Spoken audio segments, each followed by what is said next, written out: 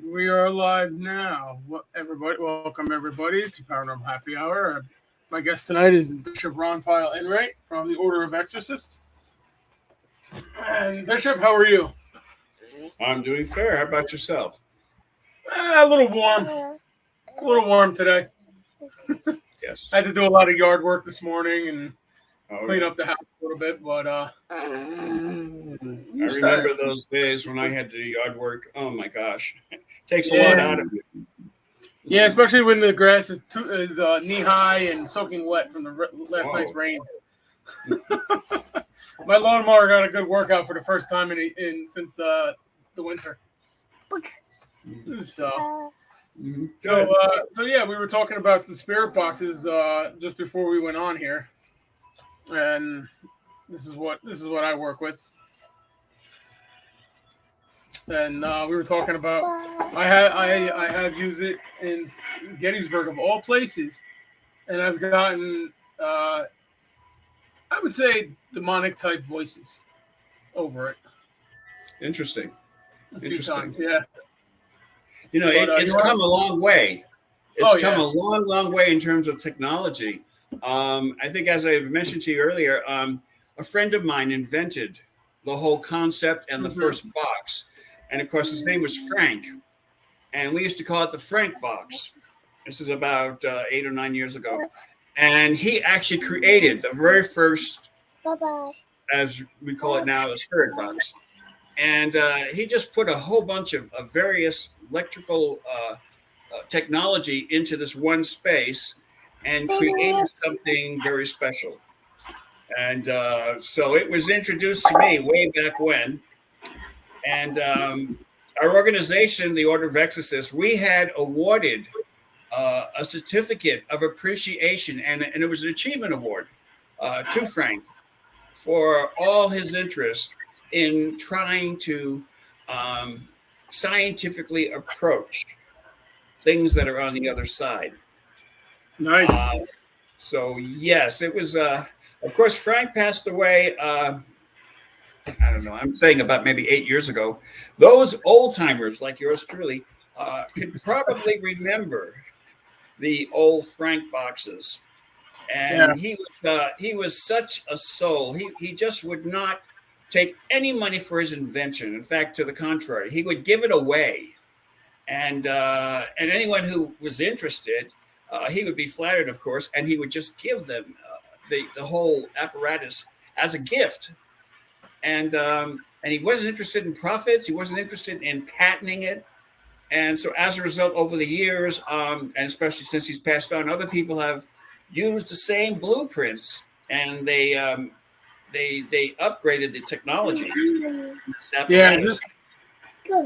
This is based off of Steve Huff's design. And he put it out there. I figured, I'll give it a shot. And I was successful with it. I mean, it's really not that hard.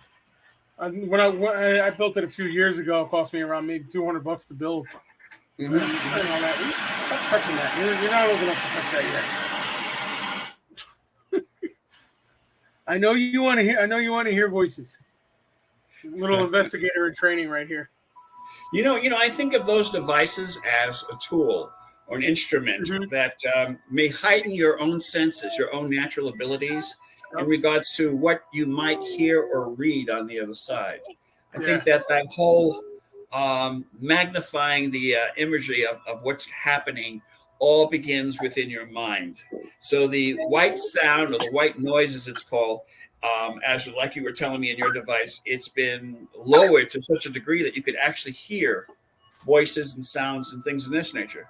And I think that a lot has to do with your personal perception and the perception of the people that are listening. Because the people that are listening that are highly perceptive, they might hear some really good sounds. And their reasoning, their natural reasoning abilities would put these things together and come up with what they may have heard or what their impressions are. So I think that's a tool. It's a tool that can be used to heighten your own personal abilities. Anyway, that's my personal opinion on that. Yeah, I agree. I mean, I've gotten a lot of evidence out of it. I mean, it's a great tool. It really is. I use this more than I use anything else, aside from a voice recorder. You know, but other than that, that's really mostly what I've been using lately. In the olden days, our investigation teams didn't have any technology, not really, and so they used to use the bare minimal in terms of common sense, perception, and if a person was intuitive, they would use that person to perhaps maybe read the room and read the house and read what's going on, and they would add their impressions as to what's going on. And those are the olden days. You know, of course, we used a lot of pads and pencils, and those the pencils are those long things. Long things, you know, they have a little lead, and you kind of like hand. I don't use pencils anymore. And the pad, of course, I don't have any here. It's like a pad, you know. It's like, but you know, it looks like this. Yeah, I do have a pad. I do have a pad that I use. There you go. I use pen though. I don't use a pencil. I probably should use a pencil. In this modern day of technology, you know, we have these devices that you could talk into, and they could actually dictate. That is, they will actually take your notes and write them down long form so you could review later. I mean, the technology is, oh my gosh, the technology is so advanced these days. I could remember back in the olden days, we would never think that this day would ever come, because the technology is incredible, totally incredible. I'm all for changing, but I'm also intrigued by the old ways of doing things. The old tape recorders, and stuff like that. Putting the bells on the doors, so if a door opened, you'd hear it. And all that. I keep saying I'm going to go get bells, and I keep forgetting to do it. Let me, if you like, I could tell you a story about what has been happening at my place of residence for the past 20 years. Yeah, sure. And I think you might find this interesting. In my role as the chief exorcist for the Order of Exorcists for so many years, I always had my team send me their assessments along with proof in regards to what is happening, what type of manifestations are taking place in the house. So they would send me, you know, their recordings and so on, and I would review them, and then I would examine them, and if it was a possession, I would, you know, have our psychiatrist join and collaborate with me in regards to what their opinions are, and then I would form an opinion. But all that information, I had it on cassette tapes. So I had probably close to maybe well over 1,000 of these CDs that I was keeping in my house. And what is happening is these CDs, okay, they're not only recording what's going on, but they're also absorbing the energy that's going on within the room or within the investigation. So little did I know until many years later, because, you know, strange things would happen in my house, you know, I mean, seriously, in the house. And there's really no call for it. But I would look at these things as if the house is going through some form of demonic infestation, which is almost impossible in my home, but nothing really is impossible. And of course, I would do my house blessings, and I would do all the other rituals when that would take place. However, I found out where the source was coming from. And the source of this demonic power, at least affecting my life and within my space, was in these CDs.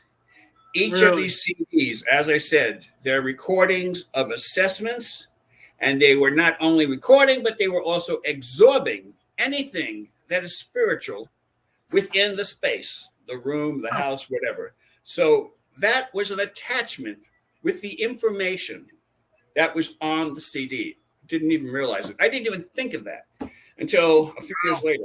And then when I realized, and I think I may not have told you a story, but I'll tell you a real brief story in connection with that, and keep that in mind, okay, about the CD tapes, which, by the way, I moved to the garage, and all that activity started happening in the garage. Okay, and so, you know, like 9 years ago, I had a Prius parked in my garage. It would start by itself. The radio would go on, it would turn off, and as soon as you approach it, the car would turn off immediately. The lights would go off and everything, and you're going, what the heck? I had the vehicle checked several times, okay, for any malfunctions, and each and every time they said, nothing's wrong with the vehicle. I mean, it's a Toyota Prius. It's like it's a very good, reliable type of vehicle. And Yeah. to make a long story short, I owned that vehicle for 10 years. I loved it. I mean, 60 miles to a gallon. I mean, unbelievable. Especially these days, that would be like the best vehicle to own. It But just when cost you $90 to put 20 gallons of fuel in my wife's car. How much? $90 for a full tank. It cost us somewhere between $110 to $125 because again in California is over $6 a gallon. I don't know if you know that or not. No, It's I hear over I pay $6 $4.39. Diesel's man, over $6 here, but the gas is still under $5. Oh, really? Well, ours is over $6. And you know, and that's really totally, well, that's another story. Another story to be told at another time. But getting back to my garage, okay? So things started happening in the garage. Then I remember opening the garage door, and there was a whole bunch of bees that were in the garage. I mean, they all flew out, a couple of hundred at least, like in a pack, which it seemed like they were thousands, but I'm sure they were just a couple of hundred. I ducked as they flew right over my head, and then they just totally dissipated. I looked in the garage trying to search for a nest or something like that. There was no nest in the garage. I had an exterminator come, and he did the whole 9 yards, you know. And he sprayed and he searched for any type of, you know, residue from all these bees. I couldn't find anything. So when he left, okay, I said, fine. I closed the door. The following morning, I opened the door, and about another 200 bees came out of nowhere, and they just like head straight for me. Wow. So I said, okay, now I've never been stung by a bee. And I don't even know what it's like being stung by a bee. But if that ever happens, I'm probably gonna be not very happy about it. In any case, so that happened again. So you know, I decided to because I knew what was going on. There was some kind of dark spiritual entitlement going on within that space in the garage, all because of those CDs. Those CDs, as I said, they not only record the information, but they also absorbed. And I'm repeating this so you could remember this. The story I'm going to tell you is going to be really interested, I think. So the energy is absorbed from that dark space. Okay, I'm moving on to my next story, but keep that story in the back of your mind, okay, about the energy, okay, and about how it's absorbed. 6 years ago or so, I'm sitting in front of my computer, and my team from across the world, I mean, in the other side of the world, you know, in the UK, sent me their assessment. Now, the thing about their assessment is it was sent a month. They actually performed the assessment a month ago, and then they sent it a month later. So I received it late. So the assessment basically is not only the assessment report, but it's also the CD, you know, in regards to the lead investigator interviewing the victim. And so the victim is answering the questions, you know, in our questionnaire and so on. So I'm collecting all this information as I'm watching in the CD. Now, I'm going to put a little period right there because I want to say something real quick in regards to that. Something about demonic. The demonic and spiritual entities are outside, as just with God, just like God. They're outside our frame of awareness. Okay, they're outside our time and space. Right. So that means that a demon theoretically can move from one century to another within seconds. Okay, after saying that, and of course, keeping in mind, demons have no boundaries. They have no time restrictions. They're outside our time and space, such as God, just like God. They can move in and out from century to century. They're fallen angels, as you know. These are our demons now that they've been with us for centuries. Now, getting back to my story, I'm in front of the computer reviewing the assessment that my guys in the UK sent me. And of course, keep in mind, the investigation was done a month earlier. So it's an old assessment, but I'm reviewing it. I'm watching the CD. And as I'm watching the CD, something really interesting takes place. And I've told the story a couple of times because I think it's worth mentioning. I was looking at my screen, and this black fuzzy ball started traveling from one side of my screen to the other. And it was a black fuzzy ball going like this. And just like, it got my attention for a second because I thought, well, it's the taping, the video tape, recording, whatever, like a technical, malfunction or something. So I'm reviewing the thing, and as I'm reviewing, this was a real demonic possession, and the person that was interviewing the person who was the victim, who was actually displaying supernatural behavior. Okay, and where the manifestations of the spirit was within the person, so you could see what's going on just by looking at the person. But this even made it more so when I looked at the screen. This fuzzball came again from the right side of my screen to the left. So it's moving like this. And so I'm looking at the screen. My face is about this close to the screen. Okay, I can't, I'm trying to make out what that fuzz is. And it goes back and forth very slowly, back and forth. And so my eyes are following this thing, and it's going back and forth. And then all of a sudden it starts increasing in size. So the little black ball starts opening up. This fuzz became so big. And then it slowly went to the center of the screen, and as it did, I'm staring right at it, looking real close, and it was at that time I felt an incredible amount of energy coming from the screen, so much so that it literally pushed me back in my chair.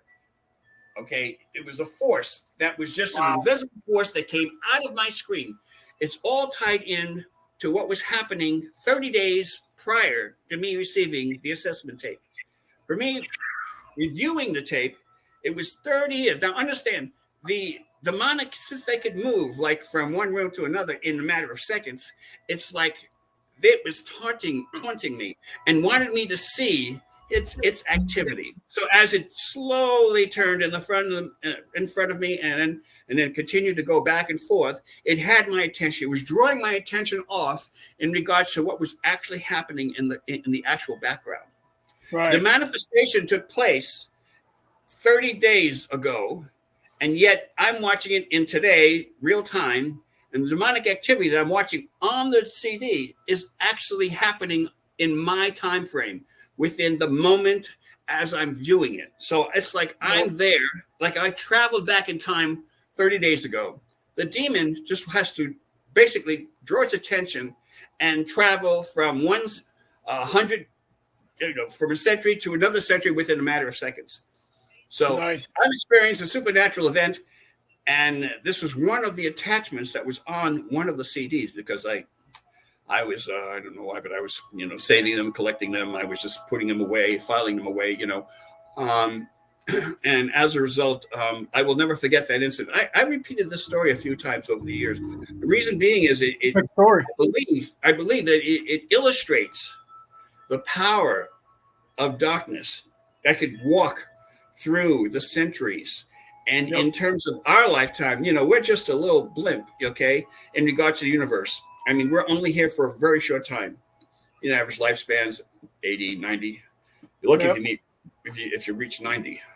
But my grandmother just turned 91 on the 9th. Oh, God bless her. Yeah. That's great. Yeah, but 91 years young. That's great. I mean, life is so precious, my friend. I mean, I take life right now. Every second we have, I just try to cling on to it as much as I can. I try to hold every second because the seconds go by so fast. And before you know it, the minutes go by, the weeks go by, the years go by. And before you know it, well, you're like me, you're an old guy. I'm already starting to feel that way. I've been having some issues with my hip lately, and it hurts. It hurts. My wife's starting to call me grandpa. Because I'm getting gray hair already, and you're too young, my friend. Tell me about it.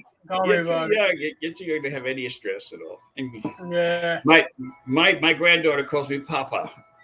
I'm her Papa, and she's so darn cute. And so it's like these kids, I'm telling you, they're so precious. And you have a son, Edison. You hold on to the memories because he's going to grow so fast. Before you know it, he'll be in high school, college, and there you have it. Tell me about it. Tell me about it. I mean, he's only 2 years old and he's 40 pounds and he's the size of my 4-year-old nephew. Really? My 4-year-old nephew is the same height as him. Wow. Well, he's gonna be a tall guy. He's gonna be tall. Well, we're both about 6 foot. My father-in-law is 6'2", so he's definitely got the height genes. Yeah, so hopefully that'll get him a scholarship in either football or baseball. Oh, excellent! You like sports? Well, I do. He likes throwing stuff, so he's getting an arm on him. He's getting an arm on him. But, throwing stuff. Can I use that as a segue to my next story? Because throwing stuff is something that kids do all the time, but there are some people that are no longer kids. They're adults, and they keep throwing things around. Sometimes they're involved in things that are not very pleasant, and so what they do is they try to spread the evil and the darkness and try to blind those who are trying to see. I mean, life is difficult enough just to walk in a daylight, but just picturing yourself in a black room with all sharp obstacles and you can't see anything and you're walking and you have to walk from one side to the other. You know what? That can be very painful. I've done that. Painful. I've done that as a fireman. Yeah. I've done that as a fireman. You can't see where you're going. It's not a good feeling, but the only thing you can do is just keep moving until you find your way out. Yeah. That's all you can do. Yeah. And I always tell people, if you find yourself in this situation, get to a wall and just follow the wall around. Yeah. Unless there's a hole or something in the floor, of course, you might fall into a pit. Yeah, well, that's what you use one hand on the wall and the other one to feel where you're at. But who says that the floor won't collapse out from under you? It has happened. That's a possibility. We live in a world full of mysteries and questions about everything, and sometimes our reality is not what we think it is. I actually have a picture. I'm going to put up right here. I want to see what you think about it. Wow. It looks like I hope that wasn't your house. No.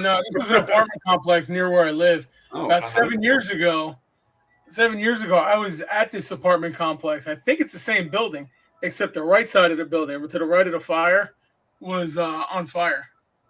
Now the left side is on fire.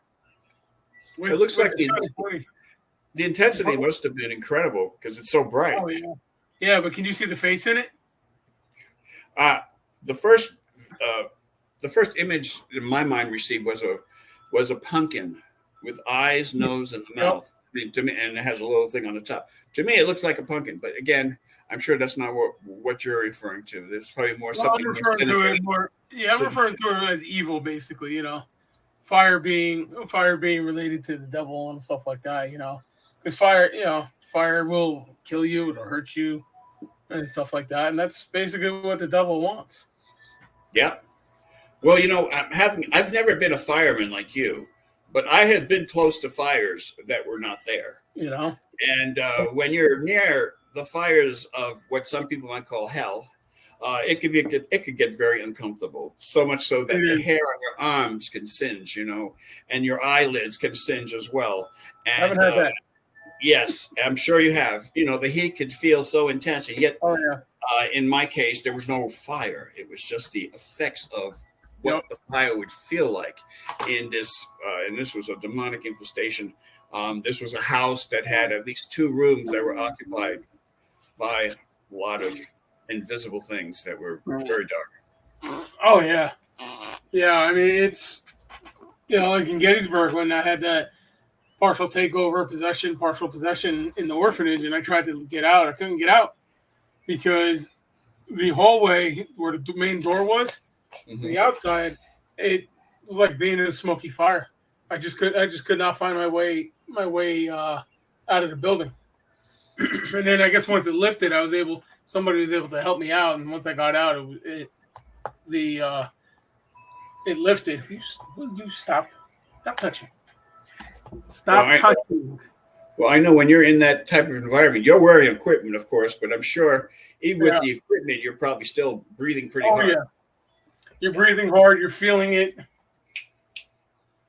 You're feeling the heat. Yeah. The heat and all. I mean, just because you're wearing that gear doesn't mean that you're not gonna feel it. Yeah. Especially if your gear's on fire.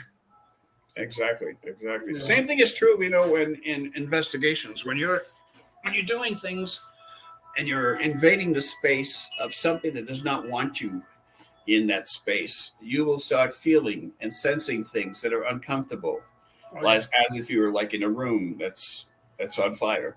You'll feel the heaviness of the air. The climate will get so strange, that it will literally take your breath away, and your attention would be, of course, directly on what's going on around you.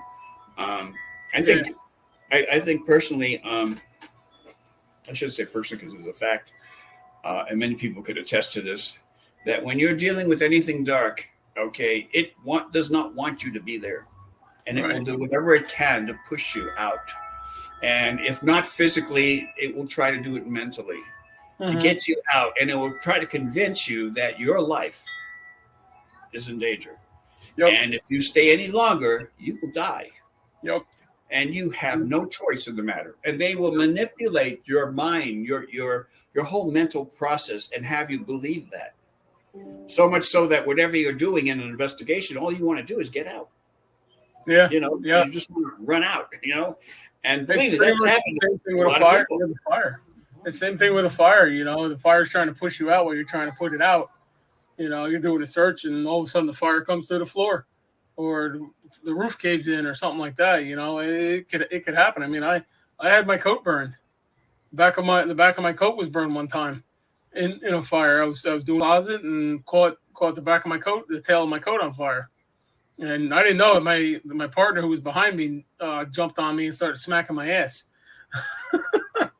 I didn't know what he was doing, but once he told me that I was on fire, I was happy that happened. But it's like I said, I've said this before, that I attribute this to being a fireman. It almost goes hand in hand when you think about it.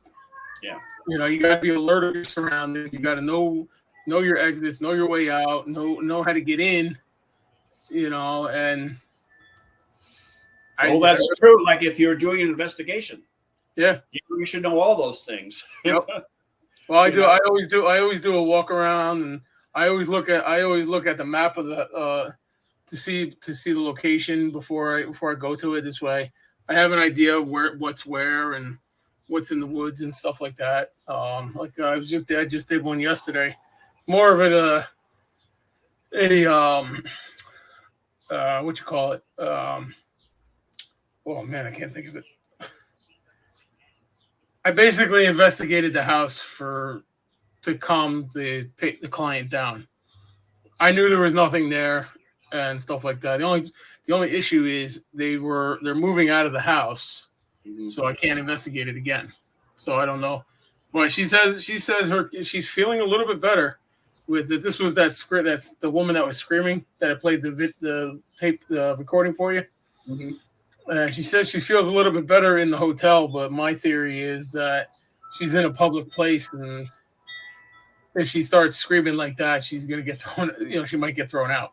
Right. So that's my theory. I mean, I'm still not convinced about it, but I'm still waiting on. They're having insurance issues with getting the psychiatric help and all that. So. Right. I'm just waiting on that. So I told him to put it on hold. Find a place to live, and then we'll continue. I can't emphasize enough how serious that could be, especially if she has some kind of a psychosis that needs to be diagnosed by a psychiatrist. Yeah. Because a lot of that, a person in that condition can suck anyone and everyone into their delusion and have you believe that they truly are possessed, when it's actually a manipulation that is taking place, which is a natural manipulation of someone who has a psychosis. And so if you're not fully trained. You need to get people on your team that are. You should have close ties to the medical community, the psychological community, the health centers, and have a good tie to people that have experience, not only with people, but also structures, homes, houses, of this nature. Because a lot of sometimes the answers have to come not from the people that claim to be possessed or have some kind of demonic issues, but rather it's coming from the house. Perhaps the house is creating the cause and effect. Why these sounds keep persisting? Why they keep hearing things? People whispering behind their back, and they can't quite make out the whisper, but they could hear the whisper. And the scratching sounds, and all these things can very well be something really, really evil and very demonic, or it be something with the house, where the house is vibrating. Everything vibrates, in real life. Well, we're vibrating right now. Everything around us is vibrating. In certain homes, depending as to how the foundation is built and the structure of the home, it could vibrate to a point where you could actually hear a buzzing sound. Sometimes your mind can actually interpret the sounds as some kind of audio verbal sound, as somebody whispering. And if that be the case, you might think that you're hearing your name being called. And there could be a lot of other factors. We talked about black matter or black fungus, which is really dangerous. If it's in your house and you have that black fungus, it has those particles that you inhale. Oh yeah. Okay, and you do that, it could actually make you hallucinate, and then you actually see things that may be there, but it will intensify it so much it'll be something else. So you can't interpret what you see to be matter of fact. Okay, because see a stack of money. Yeah. Bishop, we have a question here about your book here.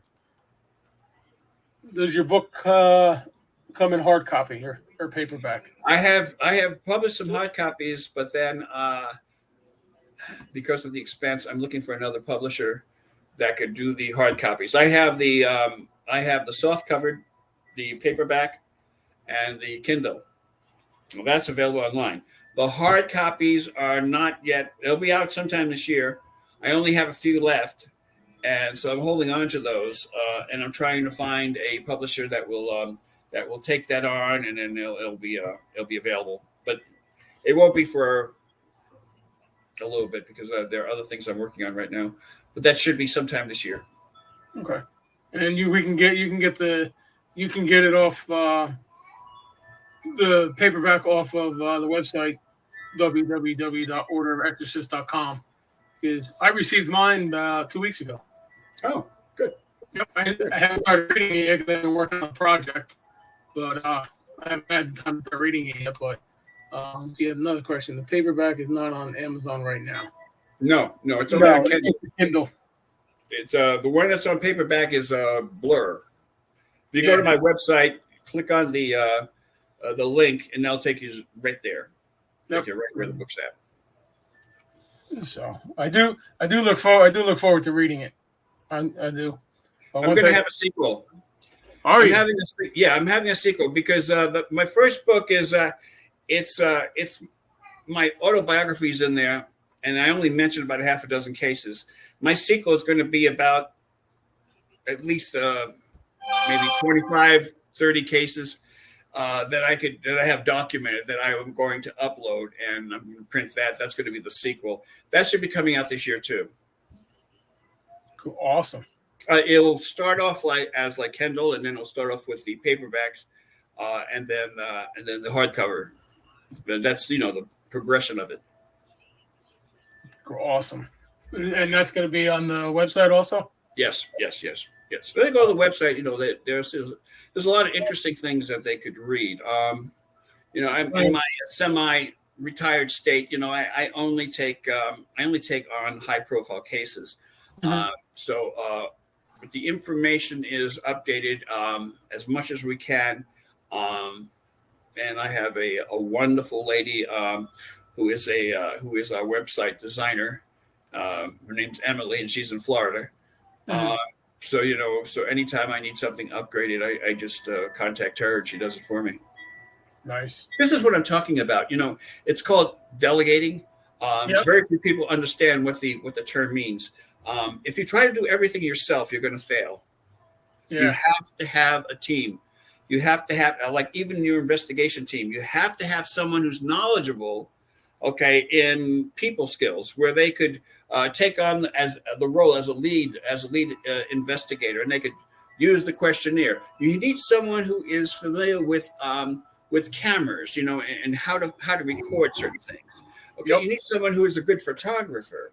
You also need someone who is in a construction worker, maybe someone who is maybe has a specialty in electronics or something. And basically, what I'm saying is, it'd be great if you have like a general contractor as in your team. So when you do your assessment, you first inspect the house, and you see whether or not the house is the cause of the problem. That is, the cause and effect of the problem. And if that's the case, then of course you have to address it as such. And sometimes people living in these houses that may have these issues may think that the problem's coming from them. They might think that they're the victim of some type of demonic influence. Now, that's not to say that would be the case, but you don't know until we actually do an investigation and then the assessment. Yeah. I mean, it's always important to have clergy on your team, yes. Because, as you said, fortunately, you're an ordained minister. You can do probably the house blessings and all the other things that are tied in there, and you can say the prayers, and I've done many house blessings. Yeah, which is very, very important. To me, I think the power is not so much in the words, but the power is what's behind the words. God gives us that incredible ability to filter his healing energy into whatever space you're in. And if you do it in his name, then things are going to start happening. And that's all part of the whole real, scenario. And that's exactly how it works. You do things in the name of the Father, Son, and Holy Spirit. The Trinity is a powerful, powerful sign of where you stand in your belief.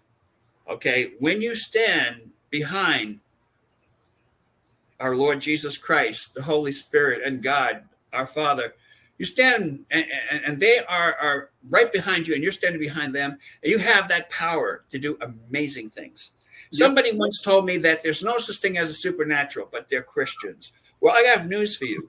The Christian faith is supernatural. Everything in our faith is supernatural. Jesus Christ rose from the dead in 3 days. That is a supernatural event.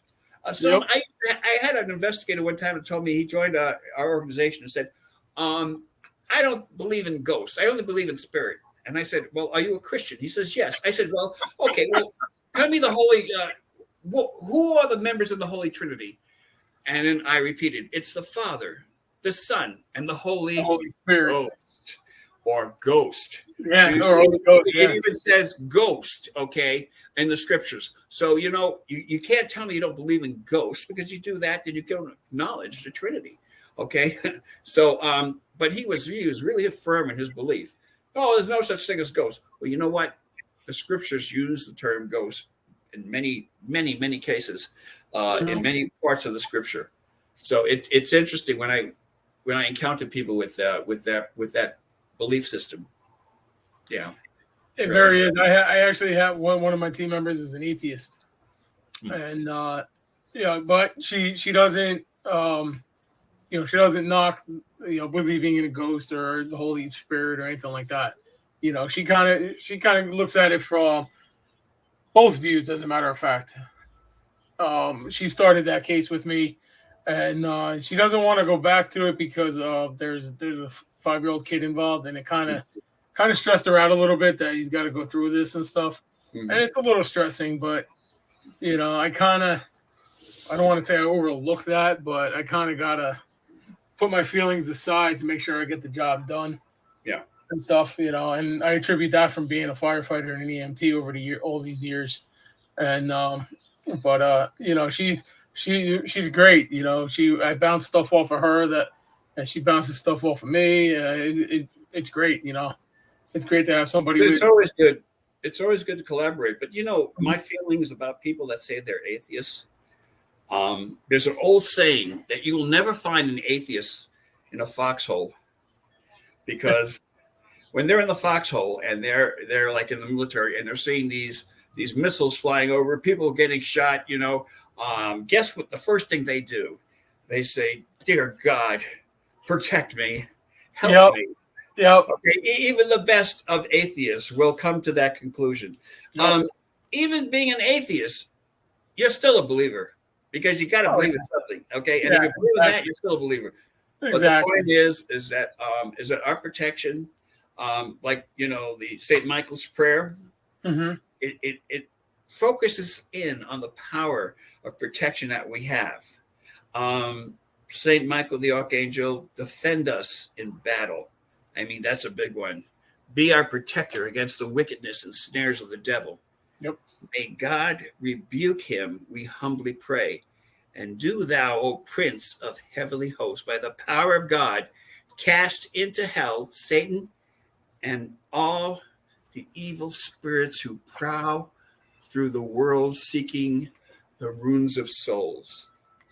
Do you know that prayer is the prayer that you say before you walk into anything that you know you have no control over, especially if you're in an environment where it was reported to be haunted, an environment where supernatural things are taking place, environment that you know you're not going to have full control unless you tap into that energy source, which is the Holy Spirit. Oh, yeah. I wish I would have spent that night in Gettysburg. Yeah. I probably would have had a lot different experience than what I did if I had done that. But unfortunately, over the years, you know, being a firefighter and an EMT, it was hard for me to see the good stuff by seeing all the bad. So I stopped going to church. I never lost my faith. You know, I never lost my faith. I'd always look up at the sky and, you know, talk and you know, ask Jesus and God for forgiveness or to help me out with something and stuff like that. And let me tell you, they've watched my back over the years because I've had some near misses. I mean, I was standing at a car accident doing paperwork at the back of our ambulance on Route 18, and somebody who was watching the cars, looking at the cars that were wrecked. Okay, we had our patient in the ambulance. My partner was taking vitals, and I was standing at the step writing up paperwork. And all of a sudden, I turn around, and there's a car headed straight for the ambulance. Oh wow! If I didn't jump out of the way in time, I would have been sandwiched between the car and the ambulance. Wow! Yeah. Wow! That's close. Yeah, tell me about it. You probably, because of where you live, you've probably seen the battle, like of being recreated over and over. Maybe even some full apparitions or partial apparitions of soldiers. Oh, yeah. Have you witnessed that in the past? Oh yeah. Oh, yeah. I've had a lot of people that have told me that. Yes. My first experience out in Gettysburg, I saw the Texan at Devil's Den. And that's, I mean, I've always believed in ghosts, you know, growing up. I'm a big fan of Ghostbusters, you know. And but I've always believed in it. And my first experience was the Devil's Den in, I want to say like my freshman going into my sophomore year of high school. And then I started doing back and forth, you know, on and off with the camera, with just the camera, taking pictures and stuff like that. Mm-hmm. And then I got more into it, and lo and behold, here I am. You know, but I've seen apparitions many times. I got a picture of an apparition on this computer at Penhurst of an apparition forming. And it was really, it was cool. I mean, here, this is a picture I took in Gettysburg also. That's a human being with a spirit standing right next to her or in front of her. Yep. And I took that at the not David Stewart Farm. I can't think of the Daniel Lady Farm in Gettysburg, which was a Confederate field hospital. Mm-hmm. And I've also seen a full body apparition walk right across the barn too. Wow. Yeah. Wow. Yeah, it was great. Like like Civil War retire, or was it? Oh Just, yeah, he how was in was it clothes? full gray uniform. I mean, he was as clear as you and me. And then I ran outside to see if it was somebody else, and he was gone. And yeah, I mean, you'll see it. You'll see it. You know, my theory is if you're not looking for it, is when you're going to see it. That's right. You know, I don't know. Have you ever been to Harper's Ferry? No, I haven't. Okay. Harper's Ferry is a Civil War town, and we weren't even ghost hunting. Me and my wife and my son were at the train station. Or no, just me and my wife. This was before him. We were at the train station. We were just train watching. Mm-hmm. And there's a story of a lady. They call her the Screaming Lady. And back in the, I want to say 1800s, or it was in the 1800s. I don't know was the exact date. Might have been around the time of the Civil War. There was a lady that slept alongside the tracks, and her lantern fell over and lit her on fire. Wow! And she came out of her tent and onto the tracks, screaming that she was on fire and got hit by a train. Wow! And people see her walking up and down the tracks. Well, we were train watching, and all of a sudden I seen this white figure walking down the tracks and all that. And I went to go yell for him, like, "Hey, get off the tracks! There's a train coming!" And they were gone. And then about 2 minutes later, I looked down the bridge, and they were on the bridge. Wow! And this person was on the bridge, and I'm like, "Huh." So, we weren't even ghost hunting. We were just waiting for a train to film a train come by, and we saw a ghost. You know, it's funny that things always seem to happen when you least expect it.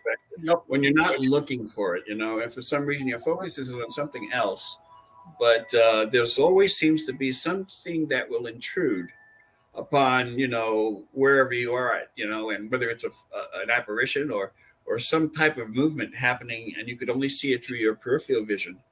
Yep. Many of us, use our peripheral vision, and we could see certain things that you couldn't see if you were looking straight on, that is directly on the image.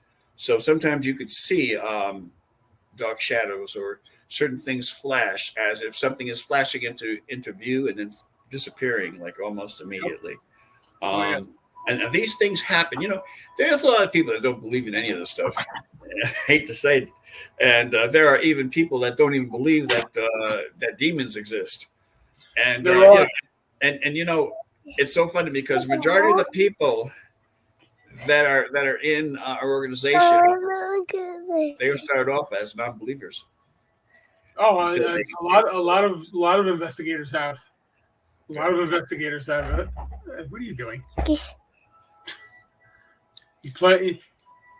I guess he likes being on camera. Say hi to everybody. That's like an on-the-job training, huh? Yeah.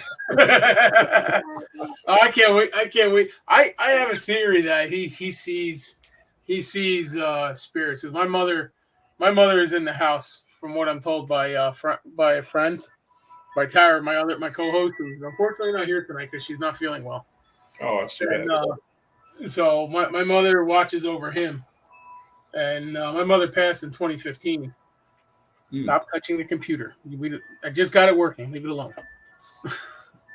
And but I every once in a while he'll point up to the roof or something like that, and he'll hint there's something there, but I can't see it. So hopefully, when he gets old enough, we'll start training him. I have a newly born grandson, and he's like about 6. He's like 4 months old. Yeah, about 4 months old. And when he looks at the ceiling or looks at certain parts of the house, it's as he's actually seeing an angel.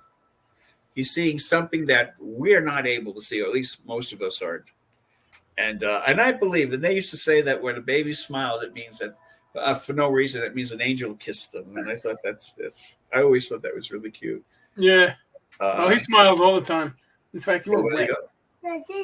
You are wet. You need a diaper change. Go tell mommy you need a diaper change. Yeah. Yeah. The joys of parenthood. There you go. He got himself worked up the other day, and the other night when I was changing him for bed, and he he Exorcist vomited up his strawberry milk. Oh. Luckily, it missed me, but it's all a part of the scenario, my friend. yeah, It's all a part of life, you know. And one day you're going to have someone who is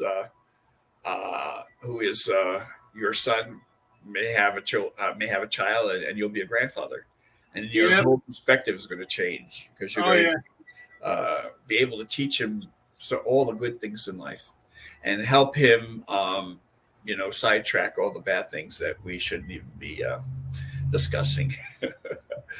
There's so much of it out there, but the main thing is if you keep your eyes on the Lord, and keep your eyes on God, and keep him incorporated in your life, you really can't go wrong. And that's not to say you're not going to fall and slip and fall into something that's not pleasing. The point is that God will always be there, and that should be always part of your reality. Mm-hmm. Yeah. And God, and no matter what happens, you leave the church and come back, God will always forgive you. Yeah. I learned that. I came back. I mean, I unfortunately I can't get to church every week, but I went yesterday. I did a confession yesterday. I went to mass yesterday, received the Eucharist and all that. And like I said, unfortunately I can't get there all the time, but when I do get there, I make the most of it. Because I always try to get there before an investigation. Also, just to make sure I'm good. My soul's cleansed. That's always advisable. That's always advisable. You want to make sure that you have a clean slate. Yep. Make sure that that God knows that you're a part of the family and that you're asking for protection. Yep. And then that protection will go wherever you go, as long as you acknowledge God and make him part of your process, make him part of your life. Mm-hmm. And that's extremely important. Again, it goes for everything. I mean, I always wear. I don't leave the house without this. I got my cross, and then I got my St. Benedict's medal on. On, and figured, what's more protection? The more protection, the better. The more protection, the better. Why not? And when it rains outside, you want to make sure you have your umbrella, and you could open that umbrella, in a matter of seconds before getting wet. Yep. That would be the best time to open your umbrella. It's the best time to have God's protection. Is really any time you're exposed to all the elements of the world. And unfortunately, the elements of the world include all the evil things, the evil influences that are around us. And we can very well be touched and affected. And if that happens, then you need to seek help. Yeah. And that's exactly what I tell people. If you need help, call. Don't feel bad. Don't feel like you're going to be made fun of because you asked for help. Okay. Right. I ask for help all the time. If I can't figure it out, I do. I ask for help. But, I really don't care what people think about that. I ask for help, and the only stupid question is the one that's not asked. And I tell people that all the time. Yeah. Well, loving your loved ones are one thing. Loving your son's one thing. Loving your wife's one thing. Loving your parents and so on. But loving your enemy and people that may be threats to you and forgiving them, having that ability to forgive them, no matter how you disagree with them, no matter, what your difference is. If you have that ability, that's a God-given ability that God has given you. Yep. Okay. It's in order to expand and become part of the abundant life that Jesus Christ talks about in John 20, 10:10. Christ said, I came that they might have life and might have it more abundantly. That abundant life comes from the knowledge that we have a Savior and we have a God that loves us. And so no matter if I don't care if you're a paranormal investigator who is an expert in these dark matters, you could never, ever have too much of God in your life and incorporated your life. Exactly. Because otherwise, it would be pointless. It's like being a soldier and going to war without a weapon. Oh yeah, That'd be kind of crazy. yep. I know a lot. I know a lot of cops who have St. Michael's medal, Yes. you know, and all that, and you know they basically say the same thing. You know, they always ask for protection before each shift, even after the shift. You know. Sure. St. Michael is a patron saint of the armed forces and also police department. And, and oh yeah, for sure. That's very important. And I'm glad these guys have it right. Okay. Mm-hmm. Unfortunately, and there are other, belief systems out there, and such as I'm thinking of the state. There's a couple of states actually that have been advertising the Church of Satan, Satanic Church, Satanic Temple, or something. And I think one's in Tennessee, and I think there's another one somewhere in the Midwest. Anyway, they're to me, it's a reminder that there'll always be the two elements, the good versus evil, and as a result, the one has to exist in order for the other one to exist. So you have to know what evil is in order to understand and embrace what's good. Edison, get out of there. Sorry about that. It's okay. He's trying to get into my locked gun cabinet. Oh no, you don't want to do that. No. I'm lucky. I'm lucky. He doesn't really do that very often.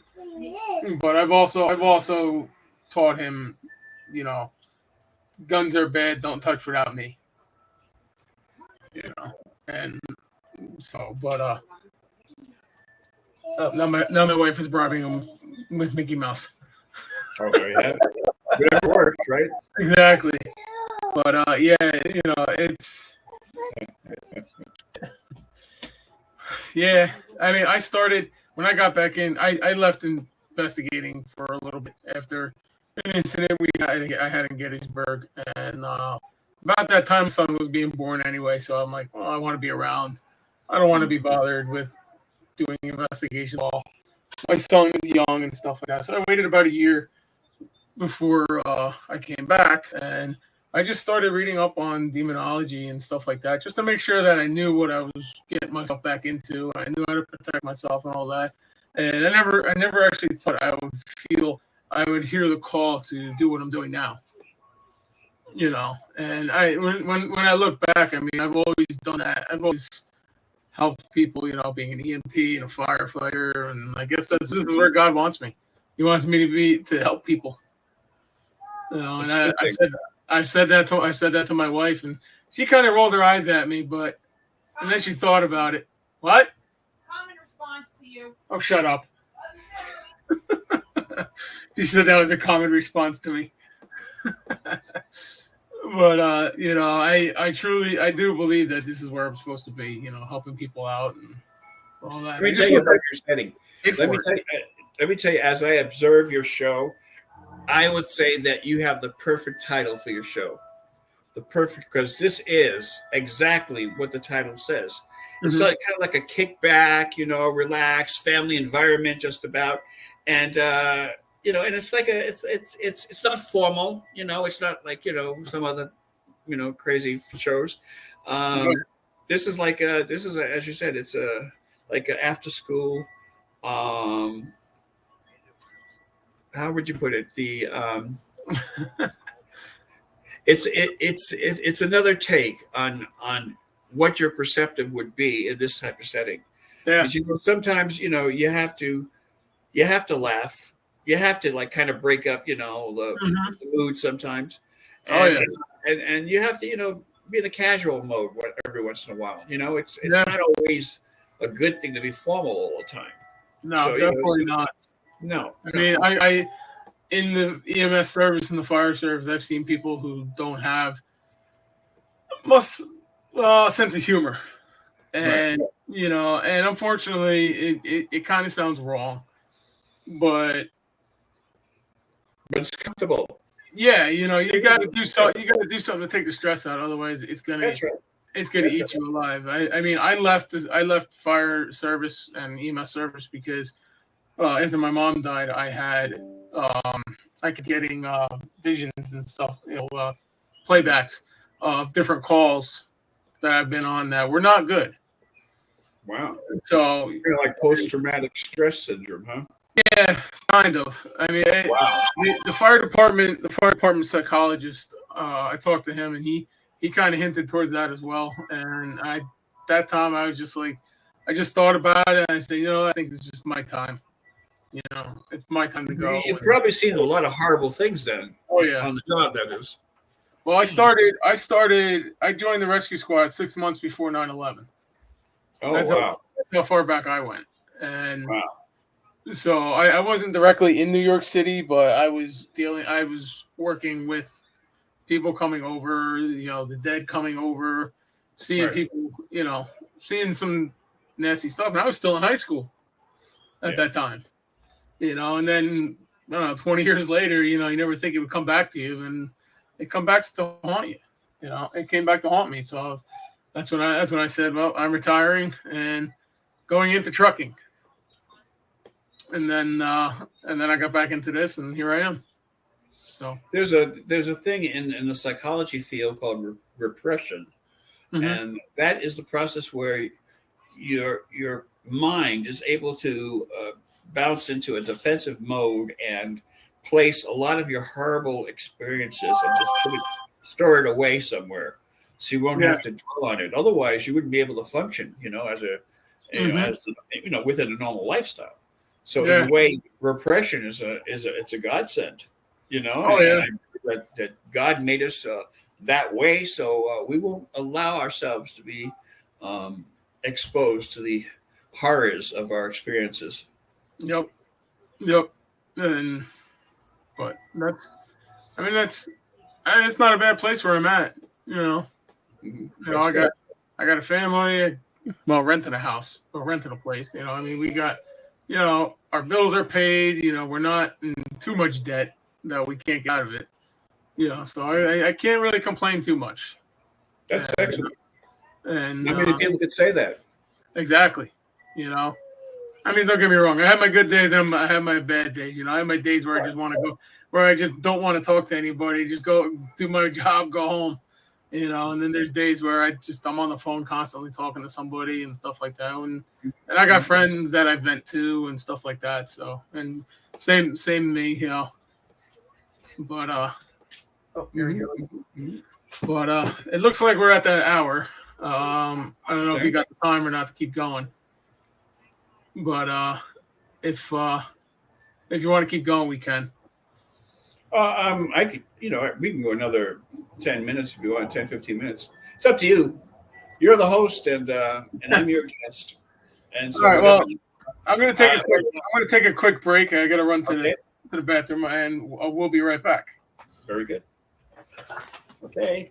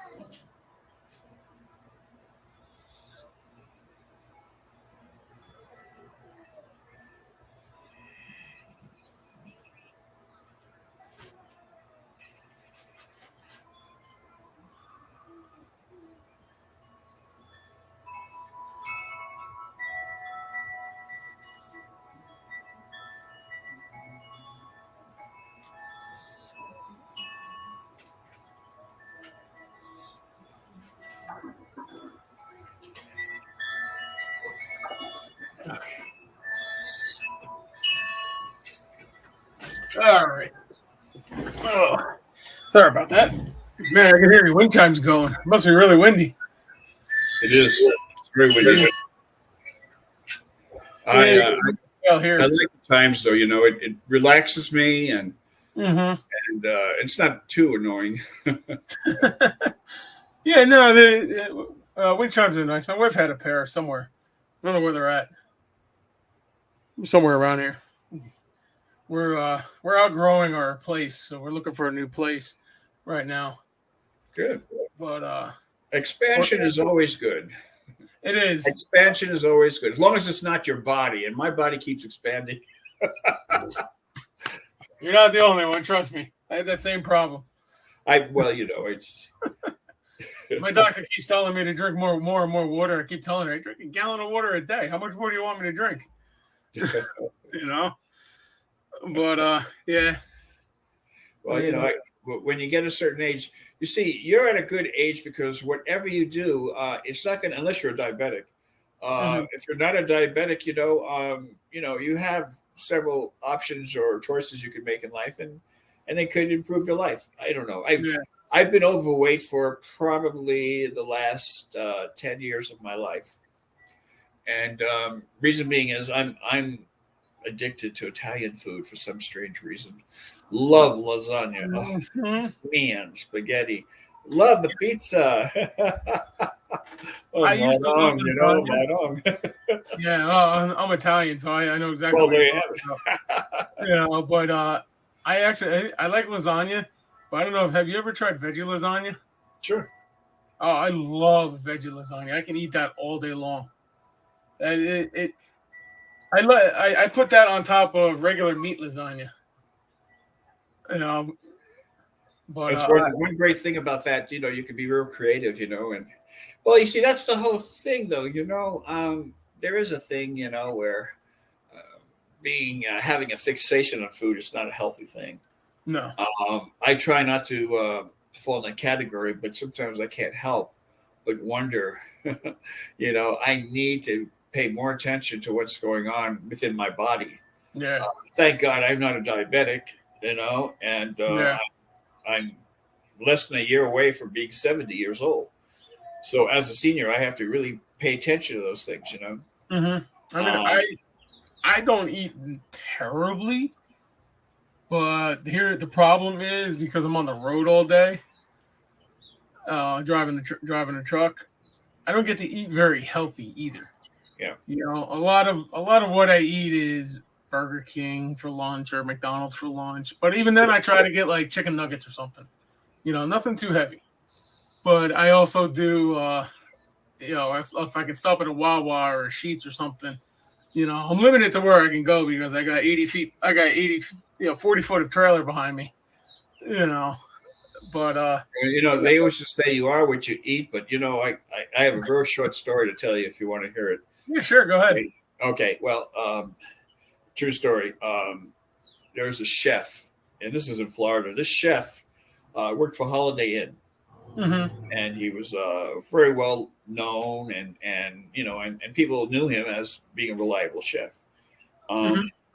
His wife disappeared like about maybe, I don't know, 2 or 3 months before it actually hit the news. And what was happening is there was no trace of her body. And so the authorities, they investigated not only the chef, but his work environment, where he lived, all the other places, because he was the number one suspect. Yeah. And wouldn't you know, 10 years later, first of all, the case turned into what's called a cold case. They couldn't find the body. 10 years later, they found evidence that linked to the chef. And it was all in regards to the tools that he was using. He used a special knife, special chopping block, things of this nature. And as a result, they found evidence. And believe it or not, this evidence just stayed and lasted for a very long time because a lot of this stuff is put in storage. The evidence showed that he chopped up his wife in small pieces and served his wife for the past several months as like some kind of entree. And Yeah, exactly. And I think about all those people that were guests at the Holiday Inn, who were there for those months while he was a Yeah. chef. Oh, And oh my gosh! And I remember that case really well. Um, and to think, they say that human flesh, when eaten, when digest, um, you really couldn't tell um, if it was human flesh or not. I mean, you would think that it was a gourmet yeah. meal because it tastes so good. It Yeah. doesn't taste like chicken. It doesn't taste like anything else you may have tried or eaten. But to think, to be served and not knowing that whatever you're eating, this is true in restaurants. As if you go to fast food restaurants, as I Mm-hmm. tend to do once in a while, you have no idea how that food is prepared. Mm-hmm. And you hear stories about people finding fingers, that are deep fried in their Kentucky Fried Chicken, basket and stuff like that. And there's like, urban legends. Who Yeah. knows? Who knows if they're true? But you know what? The possibility still rides that anything and everything is possible.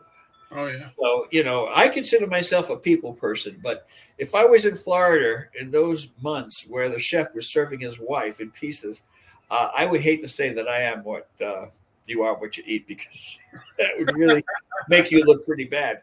Yeah, that's jeez. I mean I that had, I actually had to reminds me of share a story my uncle told me.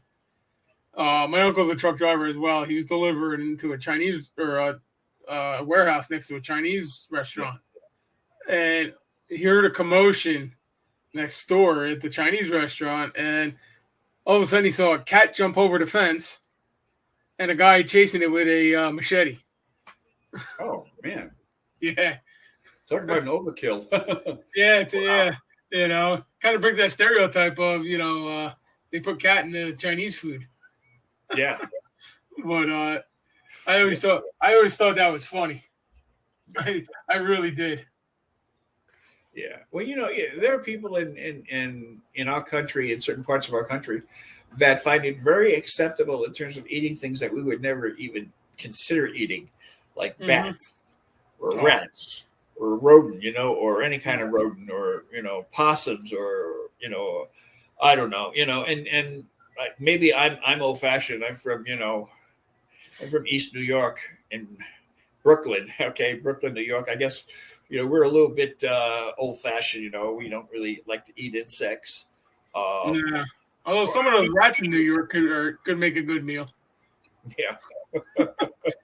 I've seen some of the rats in the subway in New York, Oh and my holy gosh. hell! See some of the rats in Los Angeles. Oh, in the early Oh, morning I bet. hours, there's so many of them. There's like hundreds of them. I'm not kidding you. Hundreds Oh, of them I come bet. out of the sewer, and this is like where there's no traffic at 4 or 5 o'clock in the morning, or 3 or 4 o'clock in the morning. They tend to come out, and you ask anyone who ever lived in Los Angeles, and who very well may live in Los Angeles at the present time, if they leave their house like early in the morning in downtown Los Angeles, they'll see rats all over the place. I mean, it's I infested. believe it. And underground, there's a tavern under Los Angeles, like in most cities, and they're infested with all kinds of rodents. It's really I it's believe it. really interesting. I Yeah. believe it. Reminds me of that movie Demolition Man where he's eating a rat burger, or Oh, Sylvester Stallone eats a rat burger and he says it's good. you, you know what? If you're hungry and there's nothing else, you Right. probably do. I mean, I remember I saw a movie one time. This guy was in Alcatraz, and he ate a roach. There was a roach in his cell, and he just, because he was so hungry, he just slammed it with his hand and just digest. He just consumed it. And to me, it's like it's going a little bit too far. Yeah, I know. I Uh, swallowed my fair share of insects over the years, but not on oh, purpose. I have too. I Not tell you on a brief purpose. story, real brief story. Okay, years ago, I was a center director for an ARC facility, Mhm. and they used to have a cafeteria, and I would go in the cafeteria every morning, and I would have a vanilla malt. I love malteds, and they would Mhm. make it just right. And it's not happened once, but it happened several times where I am sucking on the straw, and a roach comes right up from the sip right up through the straw, and I'm having this roach in my mouth. This has Oh, happened a few times. I don't mean to sound disgusting, but this has happened a few times. And and as I said, it goes right back to what I'm saying in the very beginning. You have no idea how they prepare your food, especially even though if it's an accident. And in this case, I know it was an accident. These guys were working on what was called a WTA, work therapy assignment, and so this wasn't their trade. This was their rehabilitation. So they're working in this little cafeteria, and so no wonder all these things, roaches are going into the moth mix, and it's really gross when you think about it. And oh my God, it happened at least 2 or 3 times. I mean, 2 or 3 separate times. Now the big question is, why would I get the second moth? Why would I? And even if it was a matter of a couple of weeks after the first experience, why would I order a second one or a third one? I don't know. I'm just crazy that way. Well, I guess if it tastes good, you'll go back. Well, in World War II, they used to have in the dough. They used to have these parasites in the dough, and I forget what they're called. They're little parasites. They look like little black dots, and they were in the bread mix. So they would bake the bread for the military, and they would serve it to the military men, knowing that these things were in the bread, in the dough, and that was a very common. And I don't know if you know this or not, but the FDA they inspect the food that we eat, and in chocolate, right, there's like a percentage that's acceptable in terms of insects that they will allow in your chocolate. So if you've ever eaten chocolate, or if you still eat chocolate, you're also eating insects. Okay, there's a certain small percentage, but there was this percentage acceptable enough that the FDA has approved, and because it's not going to kill you, and if anything else, it's just additional protein. So if you're a chocolate eater, understand that what you're eating is not exactly 100% chocolate. There are other things to enhance the taste. Exactly. Well, that's like that adage. They make gum out of horses' hoofs. That's interesting. I've heard that. I don't know if there's any truth to it, but I've heard it. The best thing that I could remember ever eating in New York was a hot dog. And then of course, years afterwards, I realized what's inside that hot dog, and you would not believe what's inside the hot. I mean, it's so much stuff that would make you gag, but it tastes so good. Yep. I mean, I don't know how to explain that, but it just tastes so good. Yeah, it's almost like going to Philly. Because right back to the subject of evil. Evil. It feels so good. I mean, it feels so good to be involved in these things that we know as sin. And we find ourselves being compelled to repeat the same action, knowing it's not the right thing to do, but yet we continue to do it because it feels so good. What's hard about it is to acknowledge that it is a sin, and that to refrain from it, whether it be overeating, whether it be lust, whether it be anything like that, you need to refrain from these things in order to become whole once again, and acknowledge the fact that that is not a good thing. And you see, that's the most difficult thing to do, is to refrain from all these things that feel good, all these things that we spoil ourselves with. It's so hard to refrain from all of those things. Drugs, alcohol, whatever whatever the substance is. The point is, refraining from it is the hardest thing, and yet it's just like the element of evil knows that it's hard for us to resist the seduction of evil, and as a result, it will keep continuing to tempt you and to. It also becomes an obsession where you can't even break from this thing that's bringing you down. And yet, if you address it and do your best and ask God to give you the strength to resist it, it's a very good possibility that you'll repeat this sin again. But at least you're asking God to give you the strength to resist it. Yeah, I know. It's like my mother-in-law makes these killer brownies, and I can't have just one. But every time she makes it, I have resisted it before, but then she sends them home with us. And then it's just like game on after that. It's like, oh. You know, and I always tell her, you gotta stop making these brownies. They're making me fat. You know. But then, of course, if you ask my wife does the same thing. She likes to bake. She likes to bake sweets and goods like that, and she always tells me, "I'm gonna make you fat." I'm like, I'm already fat. I'm already fat because well, you know what? We always blame the people we love for our weaknesses. The true person who's the guilty one is we would be that person, because even though we're tempted with all these wonderful foods and sweets and stuff, it's, as I said before, it's like it's so tempting. You just want to let yourself go, which is a terrible thing to do. But yet, then you regret it afterwards. Oh yeah, you're smiling afterwards, but you're not. The scale's smiling too. That's right. That's right. No forgiving in those numbers. Definitely not. Believe me, there's definitely no forgiveness. I've lost weight, I've gained weight, but Dan, I want to tell you, it's a pleasure, talking to you. It is. Okay. Same here. You're a very good young man. I feel you have your whole life ahead of you, and you have a beautiful son.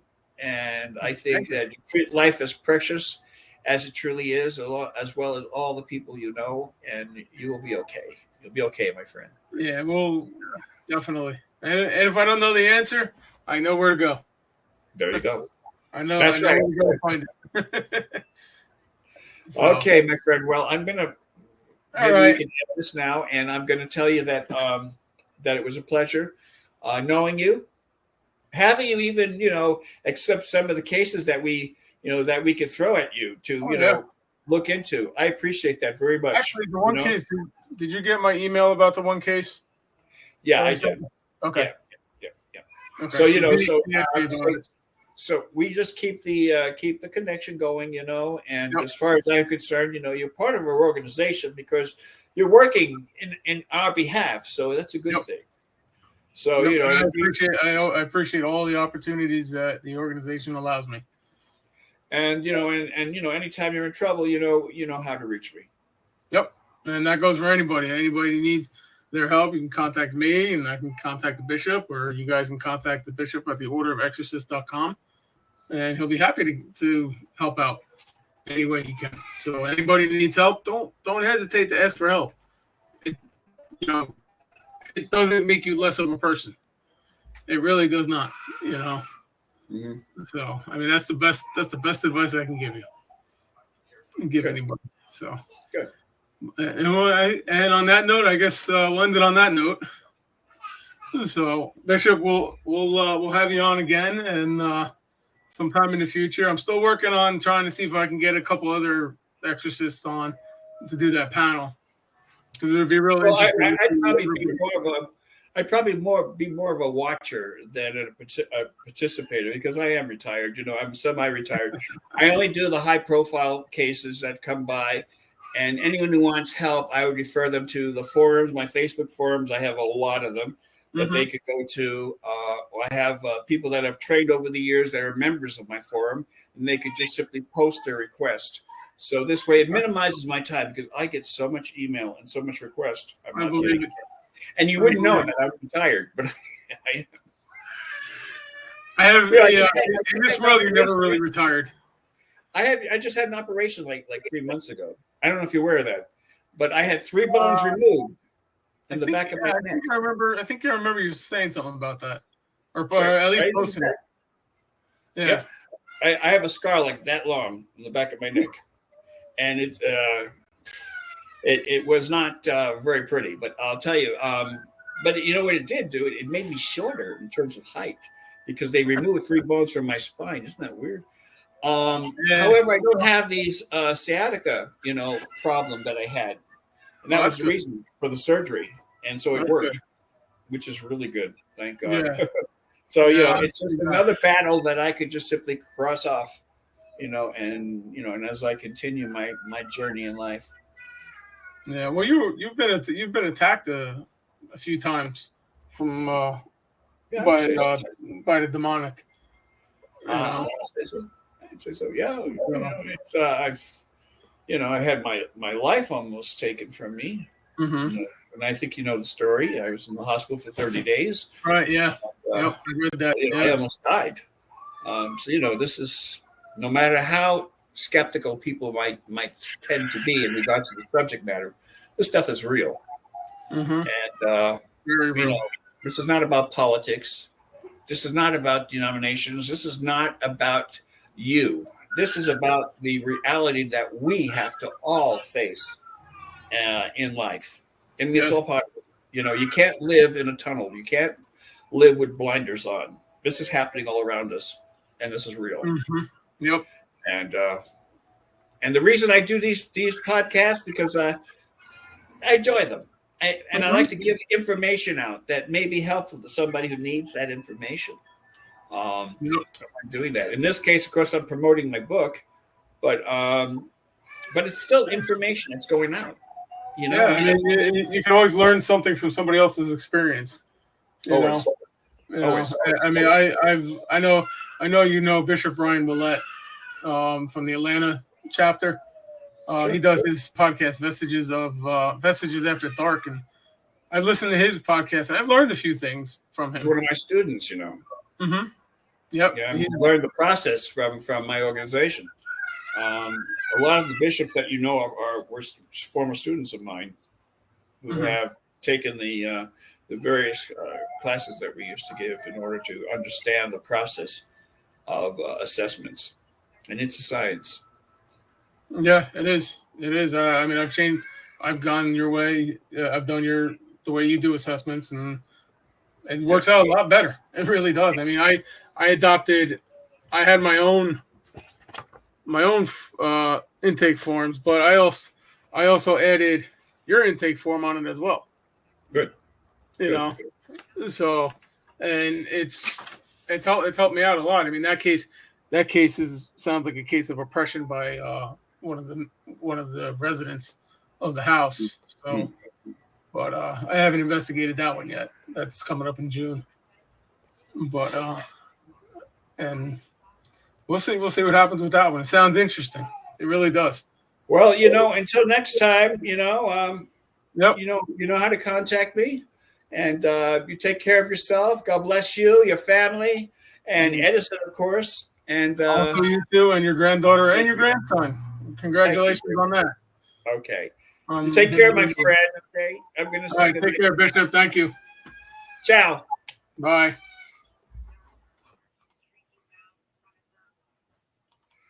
All right, everybody. There you have it. Bishop Ron, Feyl Enright, Order of Exorcists. If you have any questions, you can email him or you can email me. But if you're looking for help, you can contact us, NewJerseyGhostDetectives.net or NJGhostDetectives.net, or contact the Order of Exorcists at theorderofexorcists.com. Okay, next week we will have Ralph Sarchi on. He's been in a few publications. He's wrote a few books. We're going to have him on and hear his story, how he got into the paranormal and stuff like that from being a police NYPD sergeant. So you are very welcome. Tune in next week for Ralph's to hear the interview with Ralph Sarchi. He's a wealth of knowledge as well. So on that note, I'm going to end the broadcast here because I hear my son crying, and I'm pretty sure my wife needs some help with him. So till next week, enjoy. Again, Paranormal Happy Hour, 7 p.m. on Sundays. And next week we'll have Ralph Sarchi on. All right? Have a good night, everybody.